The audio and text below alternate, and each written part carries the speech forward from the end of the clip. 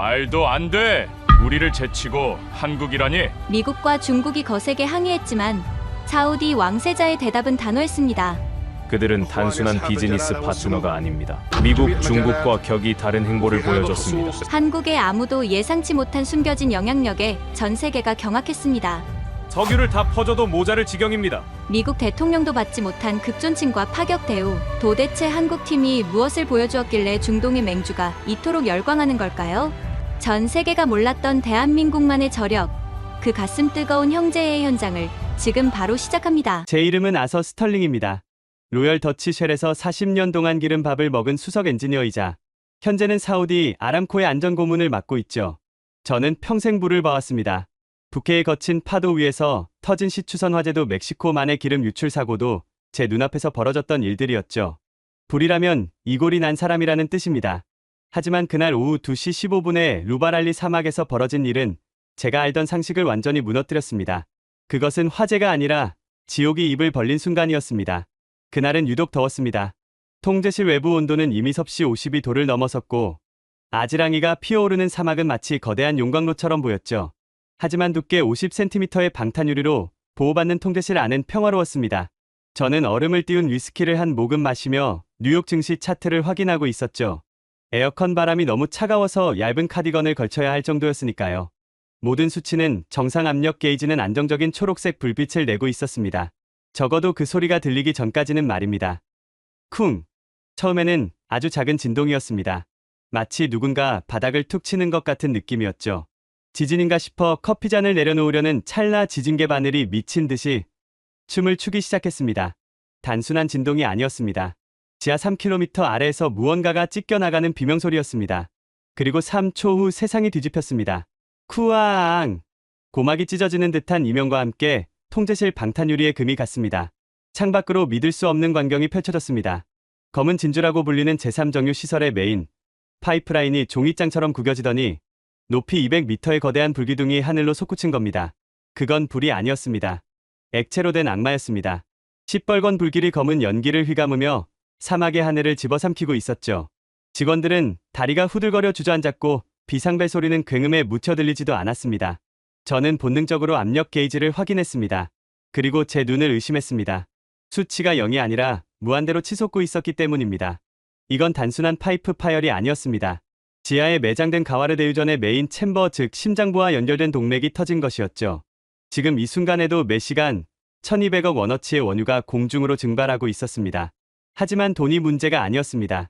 진짜 공포는 따로 있었습니다. 아서 고문님, 헬리버튼 팀이 도착했습니다. 부하 직원의 외침에 저는 안도의 한숨을 내쉬었습니다. 헬리버튼, 미국이 자랑하는 세계 최고의 화재 진압 전문 기업이죠.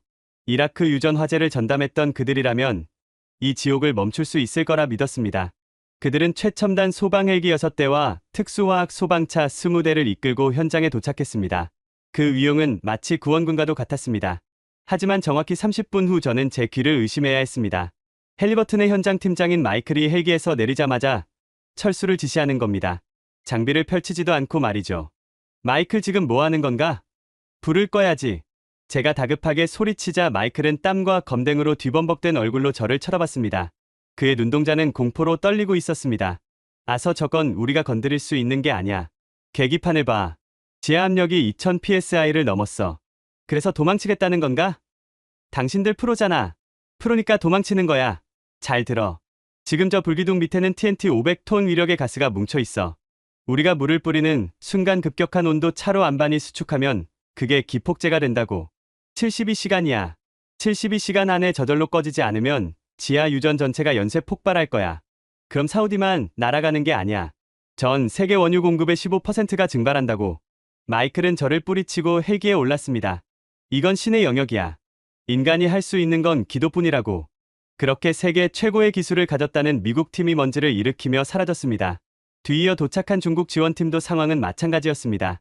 그들은 1대1로 프로젝트 보호라는 명분으로 군대까지 보냈지만 불기둥의 열기에 타이어가 녹아내리자 뒤도 돌아보지 않고 철수했습니다. 통제실에는 무거운 침묵만이 흘렀습니다. 아미르 왕세자가 창백한 얼굴로 저를 바라봤습니다. 아서, 방법이 없는 건가? 저는 고개를 떨궜습니다. 솔직히 방법이 없었습니다. 접근조차 불가능한 열기 72시간이라는 데드라인 그리고 건드리면 터지는 시한폭탄. 사우디의 운명은 여기서 끝나는 것 같았습니다. 그런데 바로 그때 레이더 담당관이 소리쳤습니다. 미확인 비행체 접근 중. 국적불명의 수송기 2대가 착륙을 시도합니다. 모두가 놀라 모니터를 바라봤습니다. 허가받지 않은 비행기였습니다. 테러리스트일지도 모른다는 공포가 엄습했습니다. 하지만 수송기 꼬리 날개에 선명하게 박힌 마크를 보는 순간 저는 의아해할 수밖에 없었습니다. 태그, 문양. 대한민국 공군 수송기였습니다. 한국. 그 작은 나라가 여길 왜? 왕세자가 중얼거렸습니다. 곧이어 수송기의 치가 열리고 사람들이 내리기 시작했습니다. 그런데 그들의 모습이 이상했습니다. 보통의 소방대원들이라면 방열복을 입고 소방호스를 챙겨야 합니다. 하지만 그들은 짙은 남색 유니폼에 정체불명의 장비들만 잔뜩 내리고 있었습니다. 거대한 스피커처럼 생긴 음파 탐지기, 그리고 노란색 로봇개 12마리. 물 한 방울 없는 사막에서 불을 끄겠다고 온 사람들이 소방차 하나 없이 로봇만 데려온 겁니다. 가장 앞장선 남자가 뚜벅뚜벅 걸어왔습니다. 유진욱이라는 명찰을 단 그는 헬멧을 옆구리에 낀 채 불타오르는 유전을 무표정하게 바라보고 있었습니다. 마치 산책이라도 나온 사람처럼 말이죠. 왕세자의 경호원들이 그를 막아서자 류진욱 대장이 품에서 무언가를 꺼냈습니다. 낡고 빛바랜 흑백 사진 한 장이었습니다. 그는 왕세자에게 사진을 건네며 짧게 말했습니다. 약속을 지키러 왔습니다. 도대체 저 사진은 무엇이며 불을 끌어온 사람들이 왜 로봇과 탐지기만 가져왔을까요?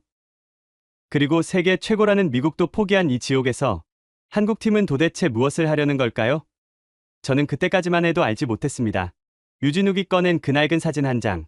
그 안에 담긴 50년의 이야기가 이 지옥을 닫을 열쇠였다는 사실을 말입니다. 왕세자가 사진을 받아들었습니다. 낡고 빛바랜 흑백 사진이었어요. 모서리는 달아 있었고 중간중간 접힌 자국이 선명했습니다. 하지만 사진 속 사람들의 표정만큼은 또렷했죠. 사막 한가운데 파이프라인 앞에서 20명 남짓한 젊은이들이 웃고 있었습니다. 누가 봐도 아시아인이었어요. 그들 옆에는 하얀 토브를 입은 사우디 남자가 서 있었습니다.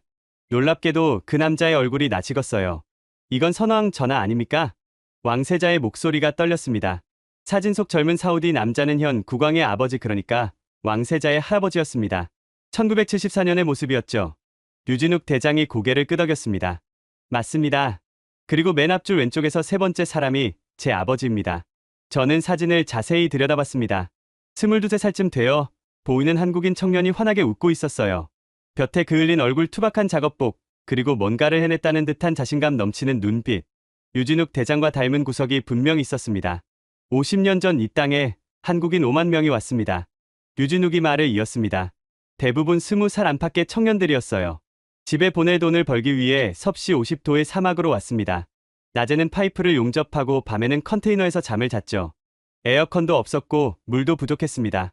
하루에 10명씩 열사병으로 쓰러졌어요. 왕세자가 조용히 듣고 있었습니다. 그의 표정이 점점 진지해지고 있었어요. 그런데도 그들은 버텼습니다. 왜냐하면 고향에 가족이 있었으니까요. 제 아버지는 매달 월급의 80%를 한국에 보냈습니다. 그 돈으로 동생 셋이 대학을 갔고 누나는 결혼을 했어요. 당시 한국은 세계에서 가장 가난한 나라 중 하나였습니다. 이 사막이 유일한 희망이었죠. 저는 이 이야기를 처음 들었습니다. 영국에서 나고 자란 저에게 1970년대 한국은 그저 지도 위의 작은 점에 불과했거든요. 하지만 그들이 이 사막에서 피땀을 흘렸다는 사실이 왠지 가슴 한쪽을 건드렸습니다. 그때 선왕 전하께서 현장을 방문하셨습니다. 류진욱이 사진을 가리켰습니다. 작업이 예정보다 2달 빨리 끝났거든요. 믿기 어려운 속도였죠. 선왕께서 물으셨답니다. 어떻게 이렇게 빨리 끝낼 수 있었느냐고. 제 아버지가 대답했대요. 그가 잠시 말을 멈췄습니다.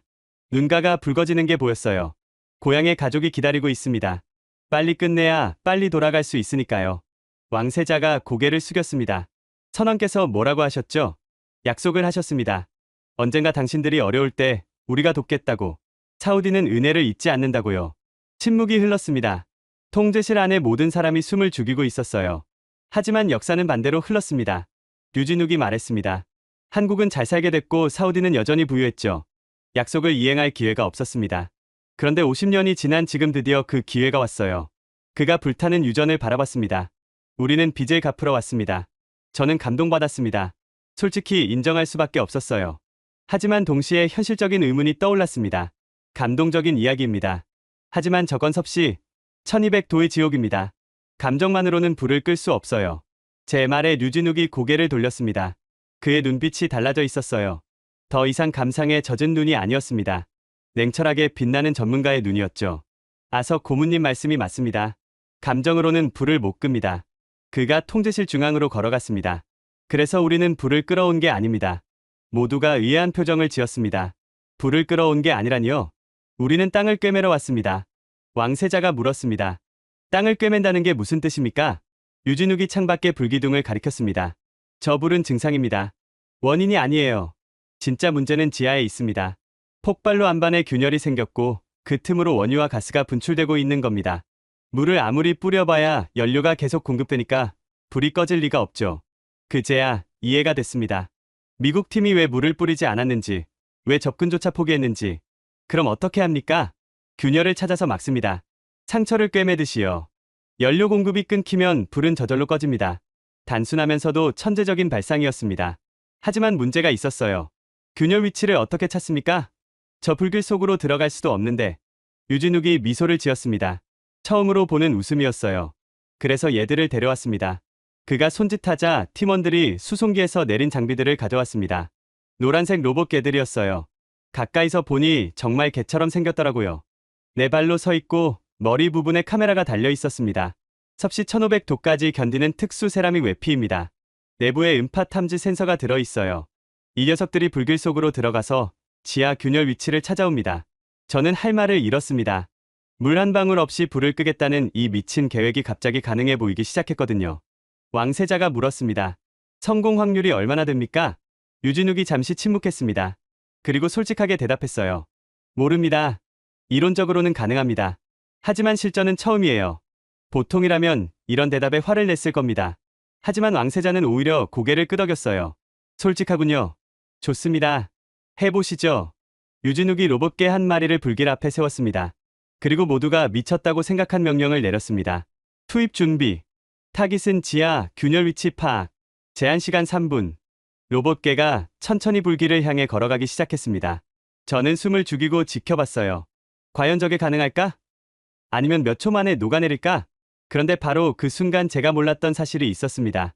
유진욱이 가져온 진짜 무기는 로봇이 아니었다는 거요. 50년 전 그의 아버지가 이 사막에 남기고 간 것. 그것이 이 지옥을 닫을 열쇠였다는 걸 저는 아직 모르고 있었습니다. 로봇개가 불길 속으로 사라졌습니다. 통제실 화면에 열화상 영상이 떴어요. 온통 빨간색과 주황색이었습니다.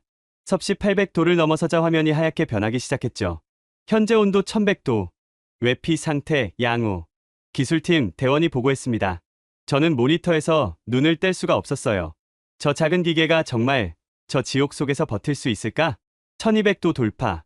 센서 작동 개시. 로봇개의 머리 부분에서 푸른 빛이 번쩍였습니다.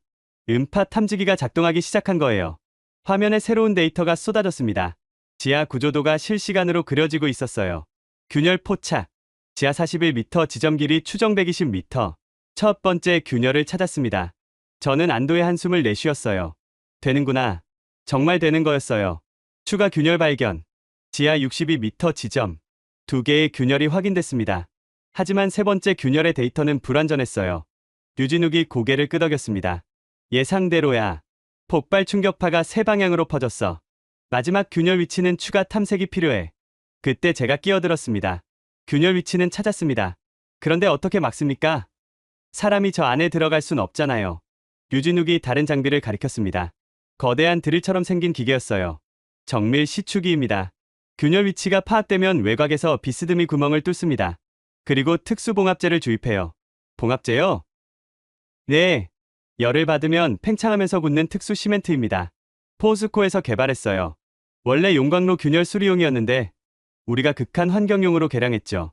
저는 점점 더 놀라고 있었습니다. 이들은 정말 준비를 하고 온 거였어요.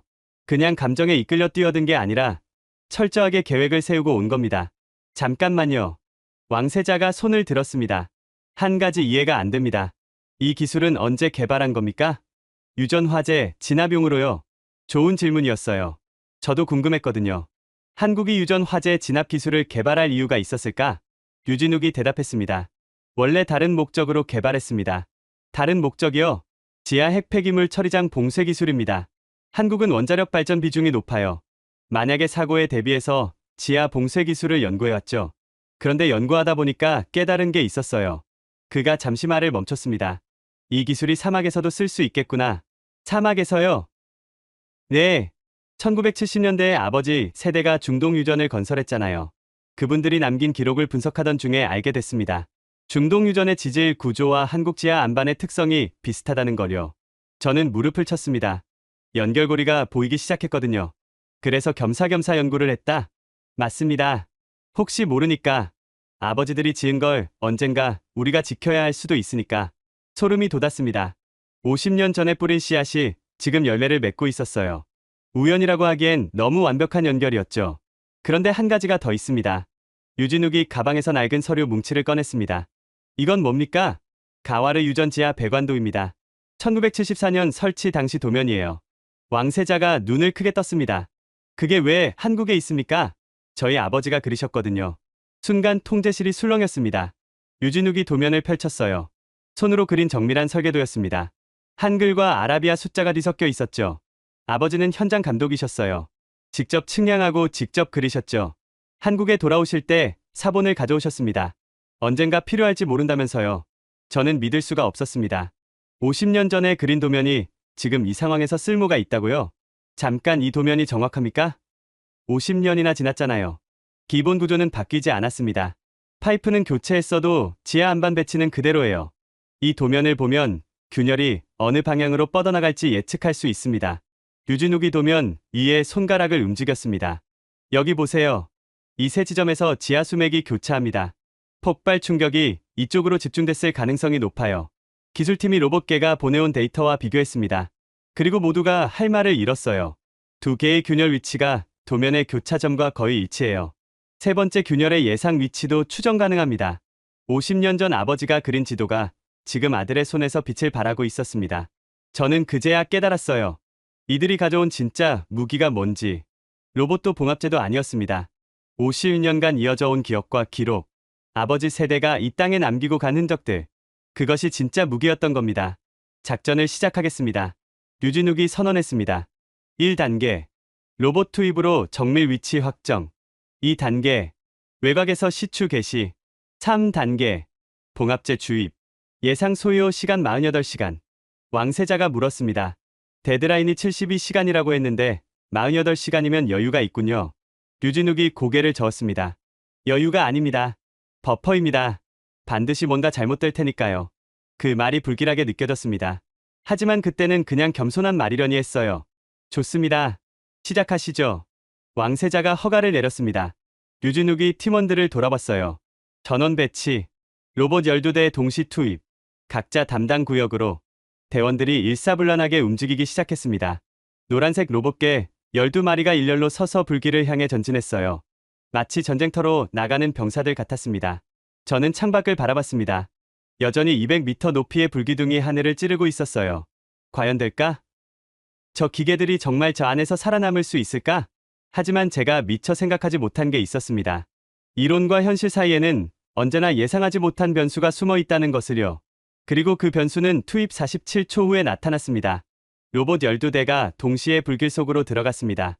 통제실 화면에 12개의 창이 떴어요. 각 로봇의 시점이 실시간으로 전송되고 있었죠. 온통 붉은색이었습니다. 마치 용암 속을 헤엄치는 것 같았어요. 1번 로봇 현재 온도 1050도. 정상 작동. 3번 로봇 균열 접근 중. 거리 약 30m. 7번 로봇 음파 데이터 전송 시작. 모든 게 순조로워 보였습니다. 저는 안도의 한숨을 내쉬었어요. 되는구나. 정말 되는 거야. 이상 징후 감지. 기술팀, 대원이 외쳤습니다. 화면 중 하나가 깜빡이기 시작했어요. 5번 로봇 내부 온도 급상승. 예상치의 3배입니다. 유진욱이 달려왔습니다. 원인이 뭐야? 지하 가스 농도가 예측보다 훨씬 높습니다. 센서가 감당을 못해요. 저도 데이터를 봤습니다. 말도 안 되는 수치였어요. 우리가 예상한 것보다 가스 농도가 3배나 높았습니다. 폭발 때 분출된 게 아니라 지하에서 계속 새어나오고 있었던 거예요. 5번 신호 끊김. 첫 번째 로봇이 죽었습니다. 47초 만이었어요. 8번 로봇 과열 경고. 2번 로봇 센서 오작동. 연쇄적으로 문제가 터지기 시작했습니다. 저는 심장이 조여오는 걸 느꼈어요. 11번 신호 끊김. 4번 신호 끊김. 9번 신호 끊김. 3분이 채 지나기 전에 8대의 로봇이 전소됐습니다. 화면이 하나씩 꺼져갔어요. 마치 생명체가 죽어가는 것 같았습니다. 남은 로봇 4대. 데이터 수집률 62%. 류진욱의 얼굴이 굳어 있었습니다. 하지만 그는 포기하지 않았어요. 철수 명령.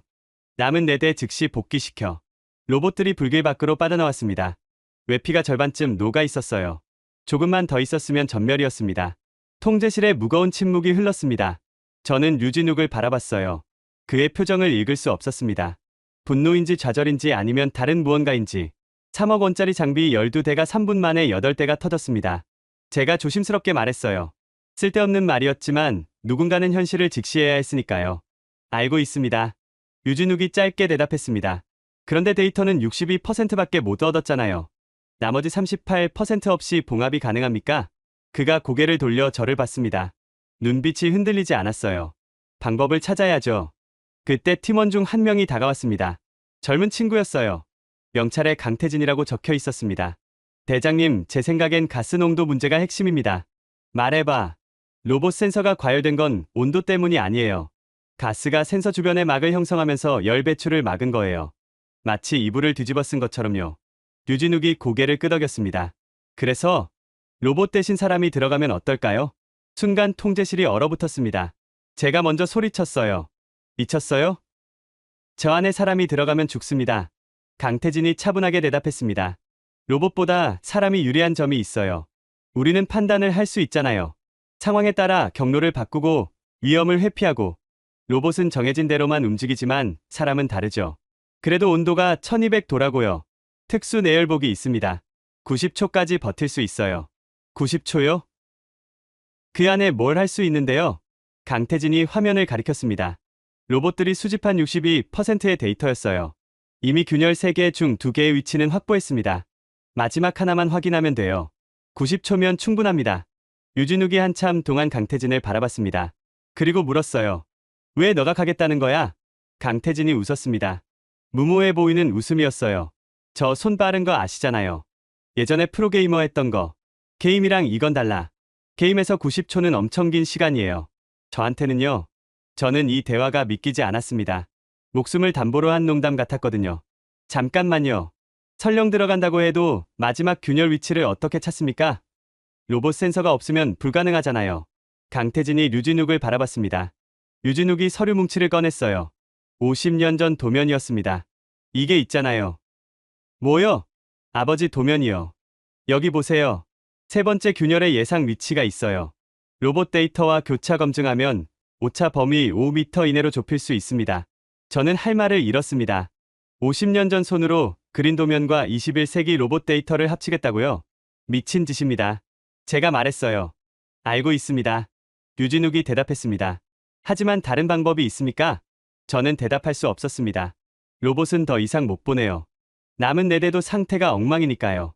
외부 지원도 없습니다. 미국도 중국도 떠났고 다른 나라는 처음부터 관심도 없었어요. 아서 고문님. 류진욱이 제게 다가왔습니다. 저희를 믿어주십시오. 안 되면 저희만 죽는 겁니다. 성공하면 모두가 삽니다. 저는 한참 동안 그를 바라봤습니다. 미친놈이라고 생각했어요. 하지만 동시에 존경심이 올라오는 걸 느꼈습니다. 왕세자 전하의 허가가 필요합니다. 왕세자가 앞으로 나왔습니다. 그의 얼굴에 고뇌가 서려 있었어요. 실패하면 어떻게 됩니까? 저희가 죽고 화재는 계속됩니다. 성공하면요. 62%의 데이터가 100%가 됩니다. 봉합 작전이 가능해져요. 왕세자가 창밖을 바라봤습니다. 불기둥이 여전히 하늘을 찌르고 있었어요. 당신 아버지가 이 땅을 지었다고 했죠? 네. 그리고 당신이 지키겠다고요? 네. 긴 침묵이 흘렀습니다. 그리고 왕세자가 고개를 끄덕였어요. 알라의 가호가 있기를. 강태진이 내열복을 집어 들었습니다. 은색의 두꺼운 슈트였어요. 마치 우주복 같았습니다. 류진욱이 그의 어깨를 잡았습니다. 90초다. 그 안에 반드시 나와. 알겠습니다. 그리고 태진아. 네. 죽지 마라. 강태진이 씩 웃었습니다. 죽으면 리스폰하면 되죠. 그가 헬멧을 썼습니다. 그리고 불길을 향해 걸어가기 시작했어요. 저는 숨을 죽이고 지켜봤습니다. 90초. 그 안에 모든 게 결정됩니다. 성공하면 희망이 생기고 실패하면 모든 게 끝이에요.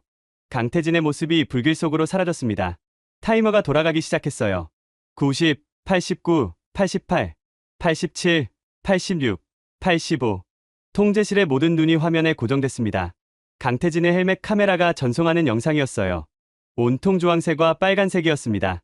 마치 태양 속을 걷는 것 같았죠. 현재 온도 980도, 내열복 상태, 양호. 기술팀 대원이 보고했습니다. 아직은 괜찮아요. 하지만 90초밖에 없습니다. 72, 71, 70. 예상 지점까지 거리 40m. 강태진이 뛰기 시작했습니다.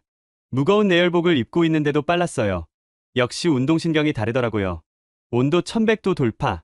경고 구역 진입. 유진욱이 무전기에 대고 말했습니다. 태진아 속도 조절해. 무리하지 마. 알겠습니다. 54, 53, 52. 예상 지점 도착. 탐색 시작합니다. 화면에 강태진의 손이 보였습니다. 휴대용 음파 탐지기를 꺼내 바닥에 대고 있었어요. 작은 화면에 데이터가 떴습니다. 신호 감지. 지하 41m 지점에 균열이 있습니다. 통제실에서 환호성이 터졌습니다. 찾았어요. 세 번째 균열을 찾은 거예요. 좌표 전송합니다. 38, 37, 36. 좌표 수신 완료. 태진아 철수해. 알겠습니다. 강태진이 돌아서 뛰기 시작했습니다. 출구가 보였어요. 30m만 더 가면 됩니다. 그때였습니다. 경고. 지하 가스 분출 감지. 화면이 흔들렸어요. 바닥에서 뭔가가 솟구치는 게 보였습니다. 시뻘건 화염이었어요. 태진아 멈춰. 앞에 가스 분출구야. 하지만 이미 늦었습니다. 강태진의 앞길이 불벽으로 막혀버렸어요. 21, 20, 19. 다른 경로 찾아. 왼쪽으로. 강태진이 방향을 틀었습니다. 하지만 왼쪽도 막혀 있었어요. 새로운 화염이 솟아오르고 있었거든요. 오른쪽은요? 안 돼요, 대장님. 온통 막혀 있어요. 12, 11, 10. 저는 눈을 감았습니다. 끝이구나. 저 안에서 죽는 거야. 위로. 강태진의 목소리였습니다. 뭐라고? 파이프가 있어요. 저 위에. 화면이 위로 돌아갔습니다. 정말 낡은 파이프가 있었어요. 지상 3m쯤 높이에 가로로 뻗어 있었습니다. 저거 타고 넘어갈 수 있어요. 미쳤어? 내열복 입고 어떻게 올라가? 게임에서 벽타기 많이 했어요. 5, 4, 3. 강태진이 점프했습니다. 두꺼운 장갑을 낀 손이 파이프를 잡았어요. 그리고 원숭이처럼 매달려서 앞으로 이동하기 시작했습니다. 2, 1, 0. 제한시간 초과. 내열복 1개입니다. 경고음이 울렸어요. 하지만 강태진은 멈추지 않았습니다. -3, -4. 파이프 끝에서 그가 뛰어내렸습니다. 화염병 너머로요. 그리고 굴러서 출구 방향으로 달렸어요. -8, -9. 불길 밖으로 뛰쳐나왔습니다. 내열복에서 연기가 피어올랐어요. 대원들이 달려가 소화기를 뿌렸습니다. 강태진이 헬멧을 벗었습니다. 얼굴이 땀으로 범벅이었어요. 숨을 헐떡이며 엄지를 치켜들었습니다. 데이터 획득 완료요. 통제실에 환호성이 터졌습니다. 저도 모르게 박수를 쳤어요. 미친놈이지만 해냈어요. 유진욱이 강태진에게 달려갔습니다. 이 바보야. 제한 시간 넘기면 어떡해. 9초밖에 안 넘겼잖아요. 9초면 죽을 수도 있었어. 안 죽었잖아요. 유진욱이 강태진을 끌어안았습니다. 아무 말 없이요. 저는 그 장면을 보며 뭔가 뜨거운 게 올라오는 걸 느꼈어요. 자, 이제 데이터가 완성됐습니다. 기술팀 대원이 보고했어요. 3개의 균열 위치 모두 확보. 봉합 작전 준비 가능합니다. 유진욱이 고개를 끄덕였습니다. 하지만 그의 표정은 여전히 무거웠어요. 문제가 하나 있어. 뭔데요? 그가 화면을 가리켰습니다. 3개의 균열 위치가 표시돼 있었어요. 그런데 이상한 점이 있었습니다. 3개의 균열이 한 점에서 만납니다. 모두가 화면을 자세히 봤어요. 정말 그랬습니다. 3개의 붉은 선이 지하 어느 지점에서 교차하고 있었어요. 이게 뭘 의미하는 거죠? 제가 물었습니다. 심장입니다. 유진욱이 대답했어요. 이 교차점이 전체 균열의 핵심이에요. 여길 먼저 막으면 압력이 분산돼서 나머지 균열 봉합이 수월해집니다. 그럼 좋은 거 아닙니까? 문제는 위치예요. 그가 도면을 펼쳤습니다. 50년 전 아버지가 그린 도면이었어요. 심장은 화염 중심부 바로 아래에 있습니다. 가장 뜨거운 곳이에요. 저는 숫자를 봤습니다. 예상 온도 섭씨 1400도. 어떤 내열복도 버틸 수 없는 온도였어요. 그럼 어떻게 합니까? 로봇도 안 되고 사람도 안 되잖아요. 유진욱이 한참 동안 도면을 바라봤습니다. 그리고 뭔가를 발견한 듯 눈이 커졌어요. 방법이 있습니다. 뭔데요? 그가 도면의 한 부분을 가리켰어요. 여기 비상 통로가 있어요. 아버지가 표시해둔 곳이에요.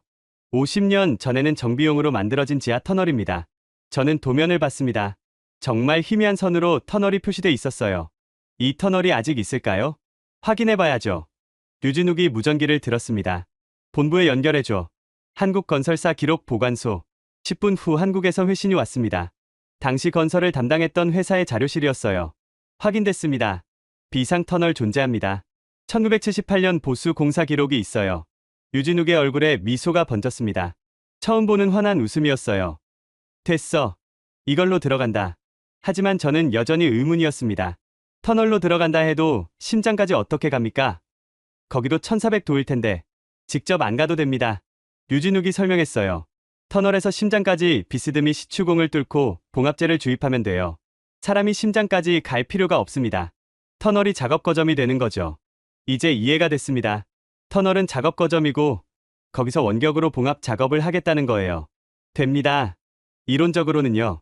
강태진이 말했어요. 이론이 아니라 해야 해. 류진욱이 말했습니다. 남은 시간이 얼마 없어. 48시간 중 이미 12시간이 지났어.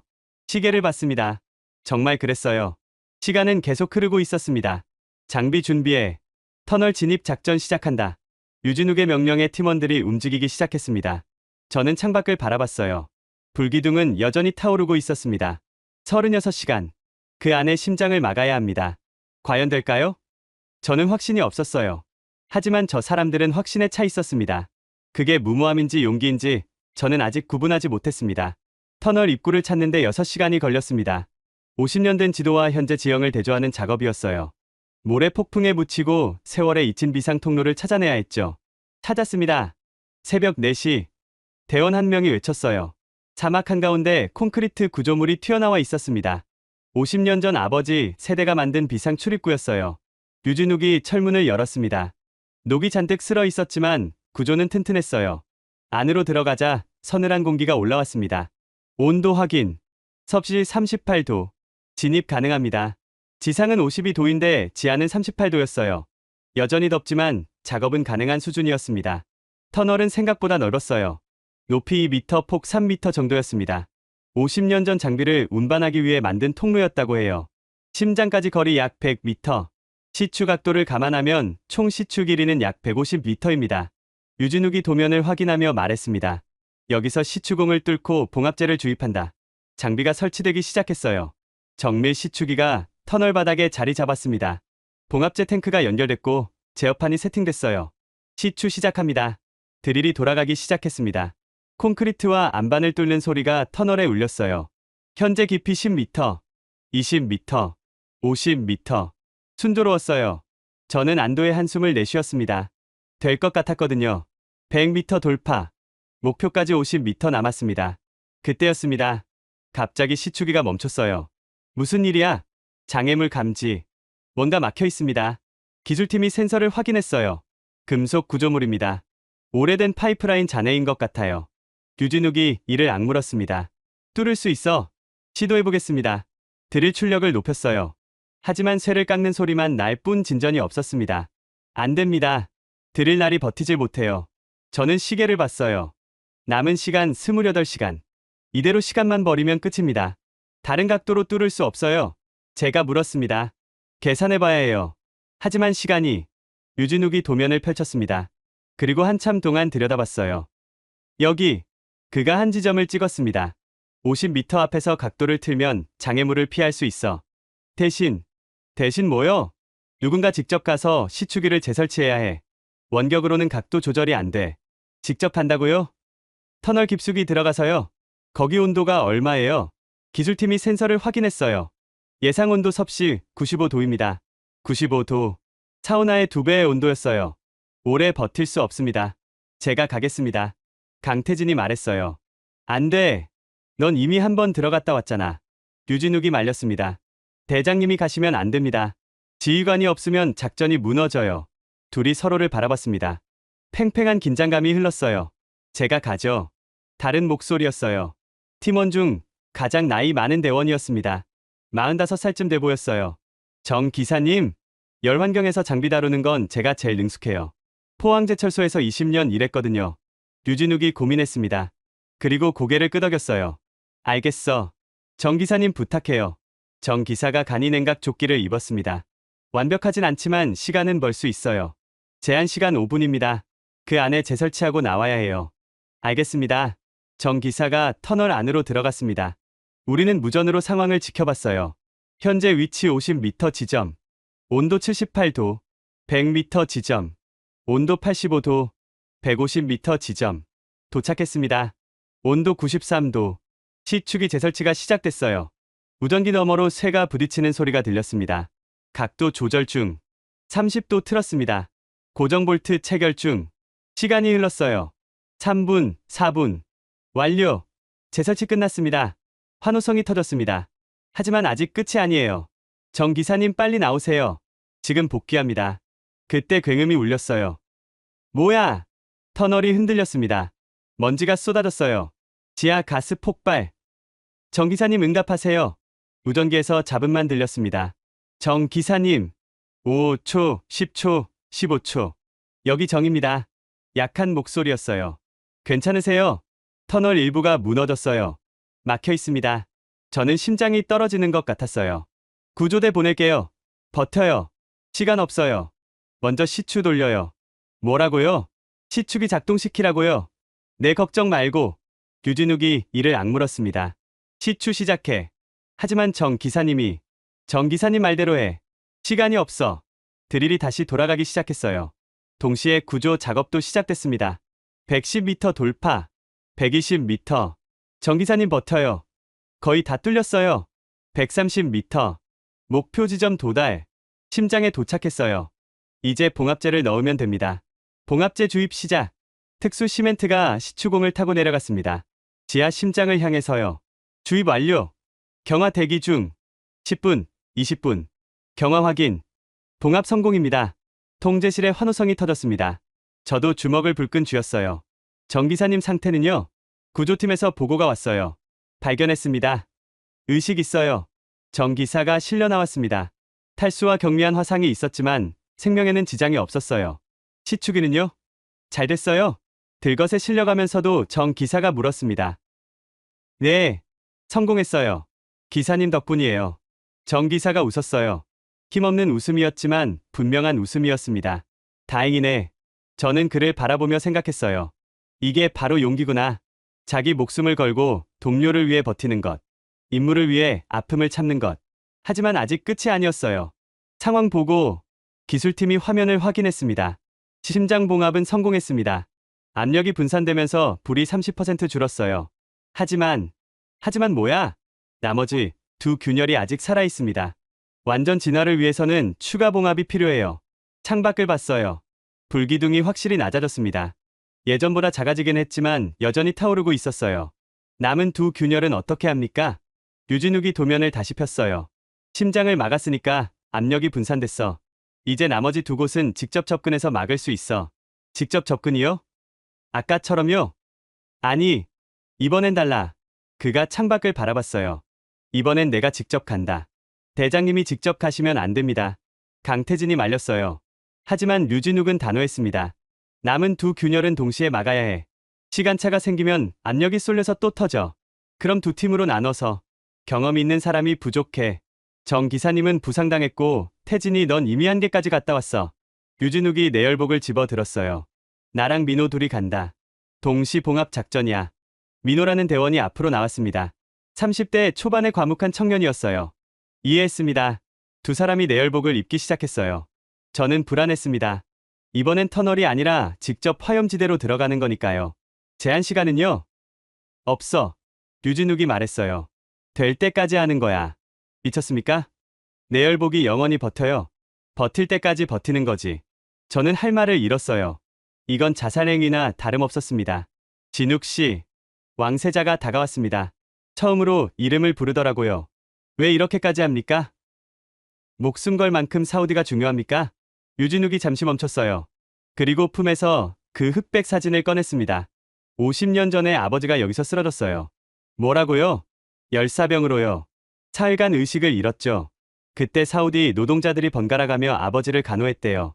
물을 적신 수건으로 열을 식히고 자기들 물을 아버지한테 줬다고요. 유진욱이 사진을 바라봤어요. 아버지는 평생 그 은혜를 잊지 못했어요. 돌아가시기 전에 저한테 말씀하셨죠. 사우디 사람들한테 빚이 있다고. 기회가 되면 갚으라고. 저는 그 말을 듣고 가슴이 먹먹해졌어요. 50년 전 사막에서 쓰러진 젊은 아버지. 그를 살린 사우디 사람들. 그리고 지금 아들이 그 땅을 지키려 목숨을 거는 거였어요.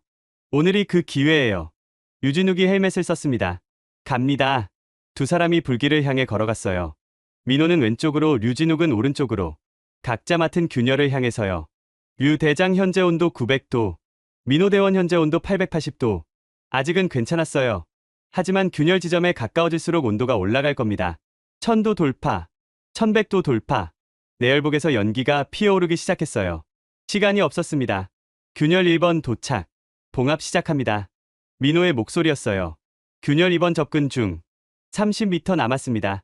류진욱의 목소리였어요. 그때 경고음이 울렸습니다. 가스 포켓 감지.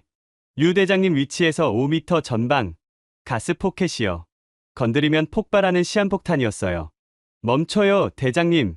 류진욱이 멈췄습니다. 하지만 문제가 있었어요. 균열이 가스 포켓 바로 뒤에 있어. 우회해야 해요. 시간이 없어. 민호 봉합 완료까지 얼마나 남았어? 3분이요. 3분 안에 끝내야 해. 안 그러면 압력이 쏠려. 류진욱이 결정을 내렸어요. 내가 가스 포켓을 막을게. 민호 넌 봉합에 집중해. 뭐라고요? 봉합제로 가스 포켓을 먼저 덮으면 폭발을 막을 수 있어. 하지만 그러면 대장님 봉합제가 부족해요. 남는 걸로 어떻게든 할게. 류진욱이 가스 포켓을 향해 봉합제를 뿌리기 시작했어요. 위험한 도박이었습니다. 자기 몫의 봉합제를 가스 포켓에 쓰고 있으니까요. 가스 포켓 봉합 중. 시간이 흘렀어요. 1분, 2분. 민호 봉합 완료. 좋아. 류 대장님은요? 류진욱이 균열 앞에 서 있었어요. 하지만 봉합제가 거의 바닥났습니다. 대장님 봉합제 잔량 15%. 15%. 균열을 막기엔 턱없이 부족한 양이었어요. 어떻게 할 거예요? 류진욱이 주변을 둘러봤어요. 그리고 뭔가를 발견한 듯 움직이기 시작했습니다. 뭐 하시는 거예요? 여기 파이프 잔해가 있어. 이걸로 물리적으로 막아. 믿을 수 없었어요. 봉합제 대신 파이프 조각으로 균열을 틀어막겠다고요? 그게 돼요? 해봐야 알지. 류진욱이 뜨거운 파이프 조각을 집어들었어요. 내열 장갑 너머로도 열기가 느껴졌을 겁니다. 균열 삽입 시작. 파이프를 균열 틈새에 밀어 넣었어요. 그리고 남은 15%의 봉합제를 그 위에 뿌렸습니다. 경화 기다리는 중. 10초, 20초. 굳어가고 있어요.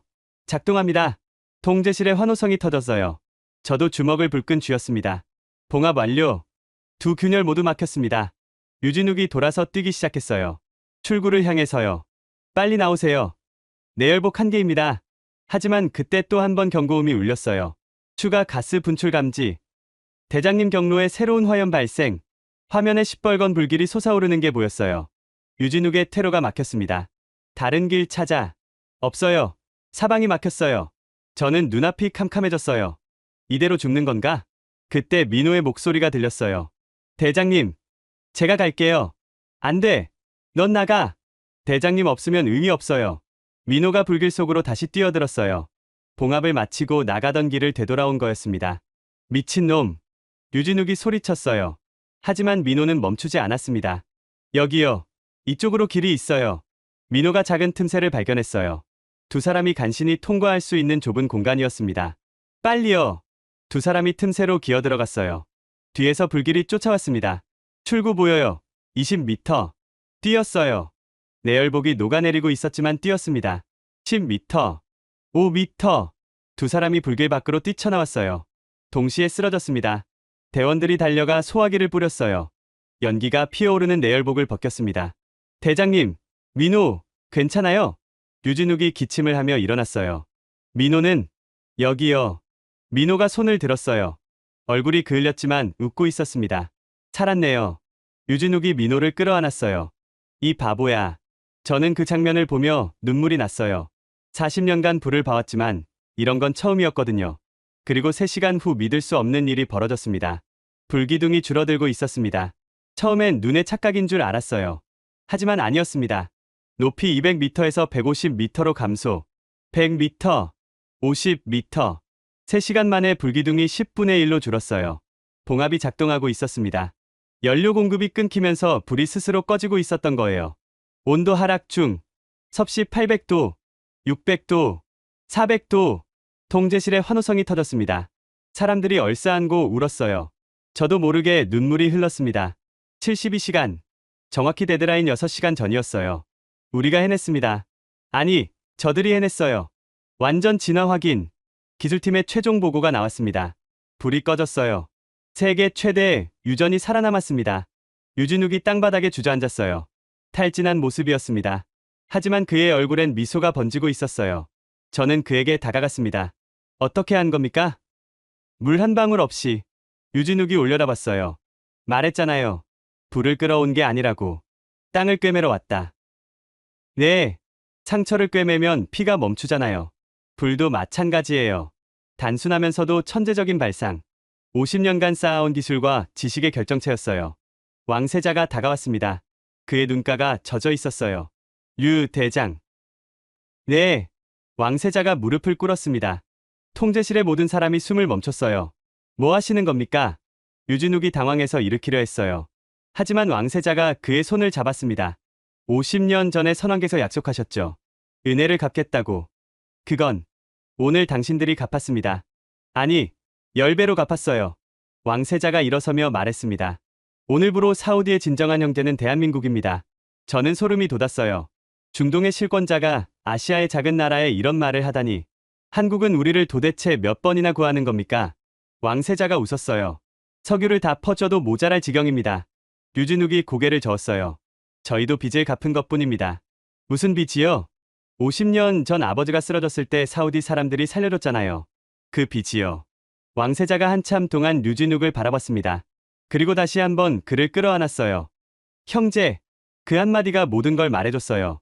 다음날 전 세계 뉴스가 이 소식을 전했습니다. CNN 긴급 속보. 사우디 최대 유전 화재 72시간 만에 진화. 한국 특수팀의 기적.